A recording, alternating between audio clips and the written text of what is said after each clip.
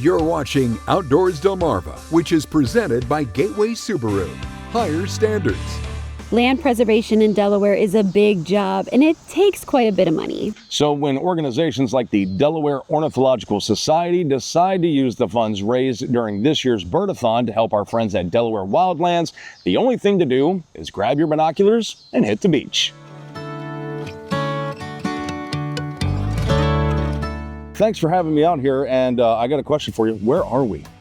Well, we are at the end of Bennett's Pier Road here in the Milford Neck area at a parcel of property that we in our society are trying to raise money so that it can be purchased and set aside as a bird sanctuary to allow migratory and nesting birds to have a wonderful space to do their business. You're saying that you're here to help preserve this area, but how are you actually doing that?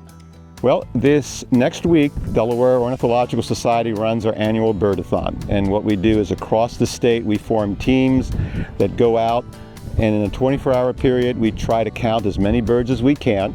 Folks that are sponsoring the team. So, 10 cents a bird, $1 a bird, or whatever people feel comfortable giving. We'll donate those funds to a land trust or some other organization that will manage the land.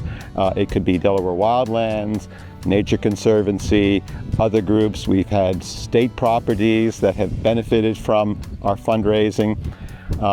Last week, I delivered a $50,000 check to the Sussex County Land Trust to help acquire a parcel of land in Lewis. That's the last farm in Lewis that hasn't been developed. If we don't have places like this preserved, we're going to lose these valuable species. And I'll also point out, you probably have a lot of hunters in your audience. If you didn't have spaces like this is a factory for black duck. Oh, okay.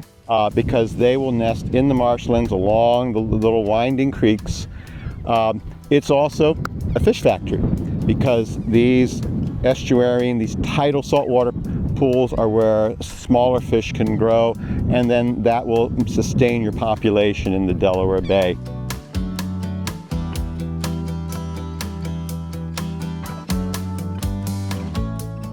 Is this the only Bird-A-Thon that you guys have for the year?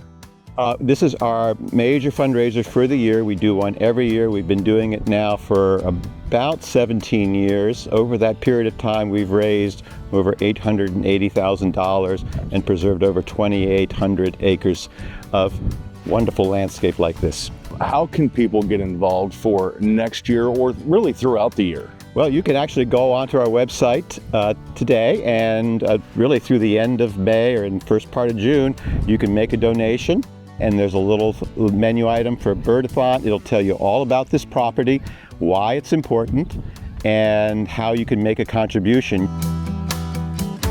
We have a little bit of friendly competition. We have some door prizes and other things that incentivize people to do more and to beat last year's record. Birders tend to be a little competitive, and so we take that energy and we put it to good use.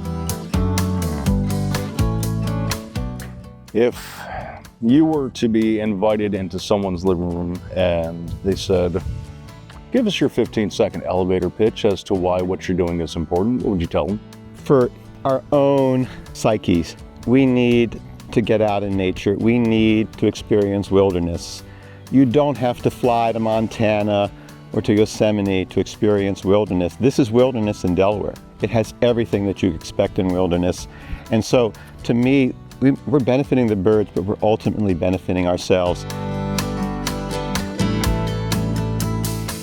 Preservation and conservation starts with each of us. So if you'd like to help keep the first state as wild as possible, go online to dewildlands.org and find out how you can get involved. We've got more for you right after the break, so stick around.